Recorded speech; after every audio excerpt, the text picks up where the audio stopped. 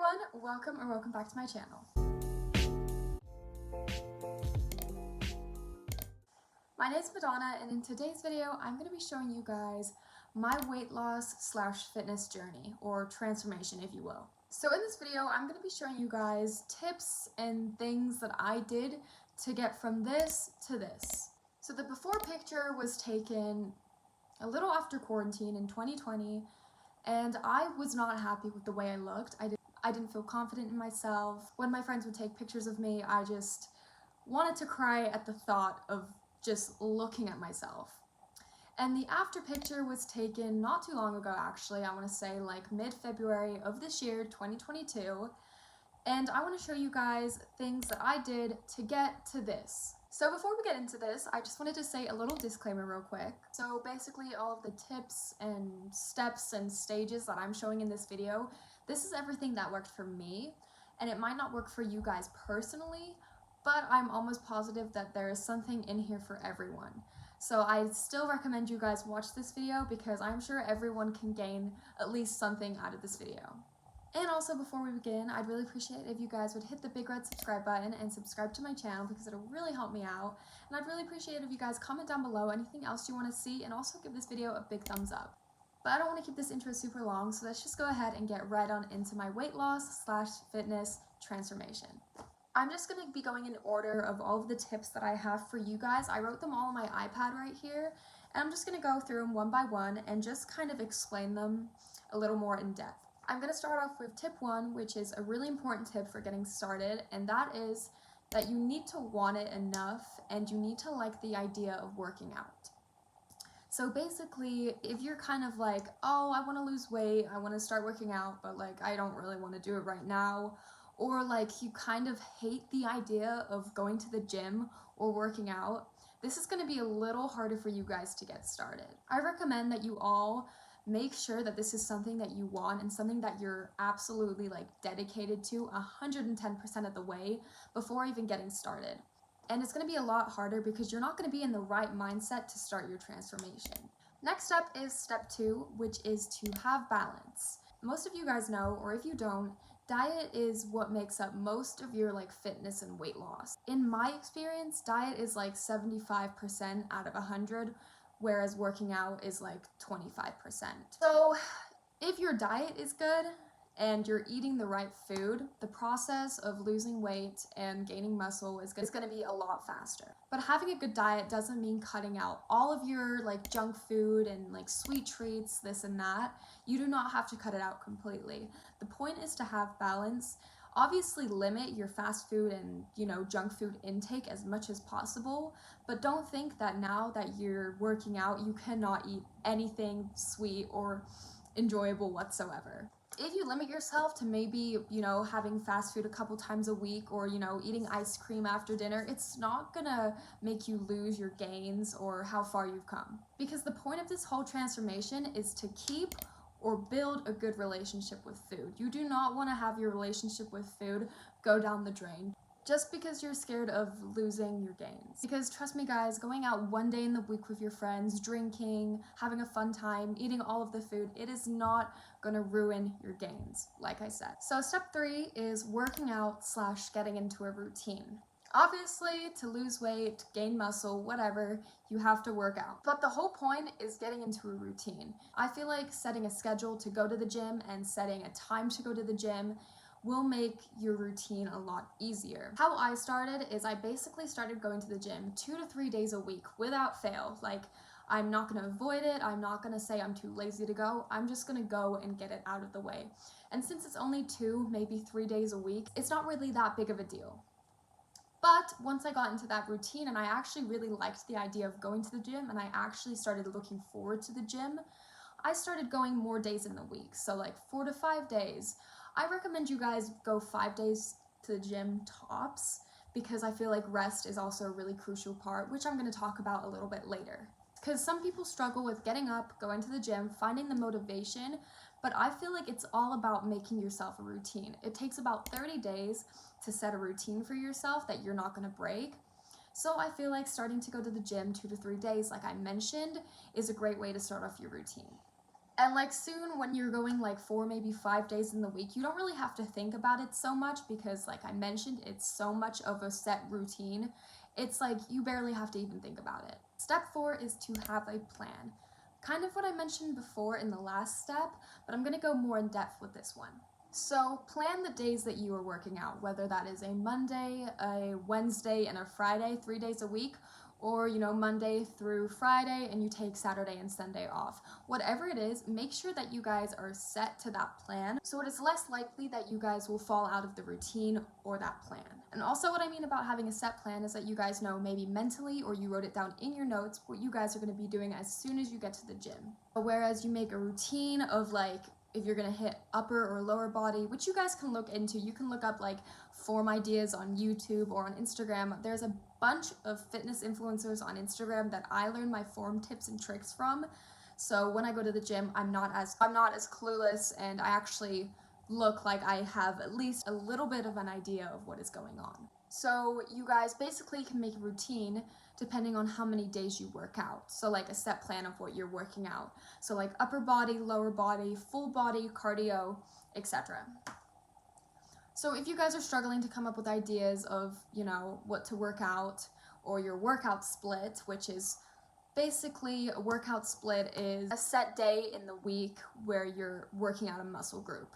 On the screen right now, I'm going to put a bunch of split ideas depending on how many days you work out. And you guys can pause this, screenshot it, do whatever you want. And hopefully this will help you guys out a little bit.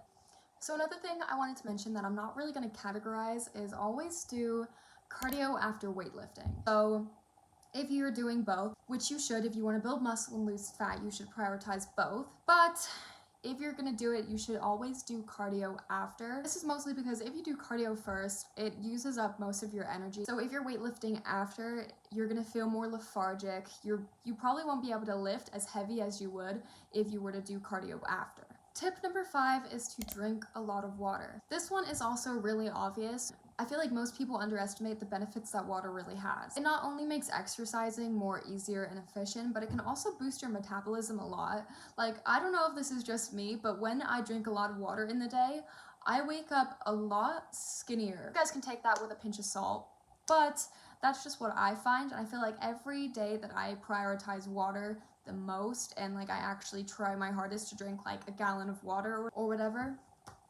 I wake up and I feel a lot better about myself. Water is also a key thing to lose weight. I'm sure there's some scientific reason behind that, but I've just found from looking at other people and seeing the one challenge on YouTube where you drink a gallon of water every day for a week, you just see the after results. You guys can kind of just see the benefits of water just from looking at those videos. Alright, step number 6, which is set realistic goals for yourself. So what I mean by this is like drink 5 glasses of water a day, try and work out 3 times that week. Make something that you guys know that within yourself you can definitely complete, because not being able to complete a goal is not a very encouraging feeling. It makes you feel more unmotivated. So make sure that you guys set those realistic goals with yourself so you know you can complete them. So the next one I'm not going to categorize because it kind of goes hand in hand with the previous step. But this is to not set an unrealistic diet or like a diet that you cannot stick to. I feel like setting a diet where you stick to it every single day, where you eat healthy for every meal 7 days a week, it's just so unrealistic, and I feel like you guys need to incorporate at least some unhealthy / cheat meals in there. Because nothing is worse than setting a diet for yourself and like you fail at it by eating McDonald's for lunch or whatever. It's just not a reassuring feeling. Step number 7, do not skip meals. Believe it or not, it actually has the opposite effect. By skipping meals, if you decide to skip breakfast, skip lunch, skip dinner, it actually lowers your metabolism, and I'm gonna read it out to you guys right now because I don't remember what I wrote off the top of my head. So I wrote it down on my laptop. I'm just gonna show you guys a little script that I read off right now, and that is, studies show that skipping a meal isn't doing you any favors, especially when it comes to your weight loss efforts. You are losing muscle, not fat. Anytime you skip a meal, you're actually working against your ability to drop pounds and shed calories because of the way your body works. You'll lose muscle, not fat. So I feel like that is a lose-lose situation right there. As long as you're eating 3 meals in the day at least, that is the way to go. So step 8 is to get your steps in for the day. This I find is just an overall easy way of getting some low intensity exercise in, and it's also really good for you. So yeah, I'm basically reading it right here because I couldn't remember everything. I couldn't remember all of the benefits from the top of my head, so I'm just going to list off a few, which is to prevent or manage various conditions including heart disease, stroke, high blood pressure, cancer, and type 2 diabetes, improve cardiovascular fitness, strengthen your bones and muscles. So those are just a few benefits. There's definitely a bunch more, but those are just the main ones that I read right here. And doing that every day is just overall good for not only your physical health, but mental health. I find that by walking every day, I feel a lot better about myself. And also a huge aspect of fitness and going on a fitness journey is your mental health too. Tip number 9 is to take a decent amount of rest days. I know that some of you guys, if you're just starting your fitness journey, you're really getting in the zone of working out, getting a good workout in, and you don't want to miss a day of working out. But believe it or not, taking those rest days can actually help your muscles heal a lot faster, more efficient, and more healthy. And the amount of rest days you take depends on your body and how you feel. So if you feel like you should take 2 rest days in the week, go ahead.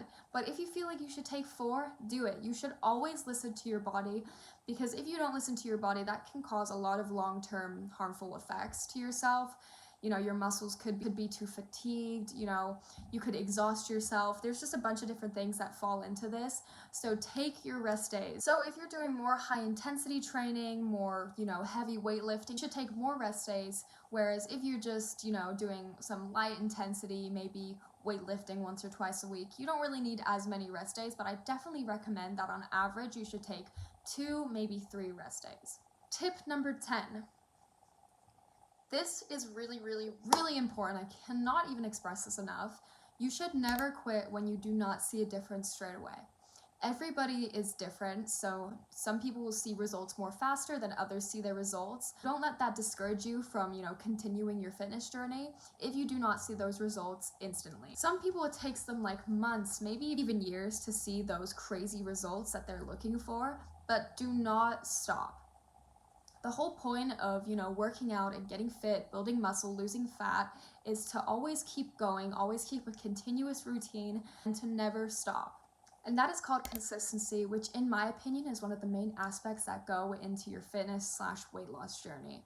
If you're keeping it going, you never give up, I promise you guys will see those results. All right, and the last and final step number 11, is food swaps. So if you guys are looking to lose weight and build muscle, but you guys have some set foods that you guys really enjoy that it's hard to sort of verge away from, that, you know, are obviously really, really unhealthy, that aren't really doing the best for your gains, I recommend that you guys food swap. So there's always alternative foods, maybe not as good, but hopefully something that can nurture your craving a little bit, whereas a low-calorie ice cream, low-sugar candy, you know, maybe low-sodium chip, but there's always a food swap for everything.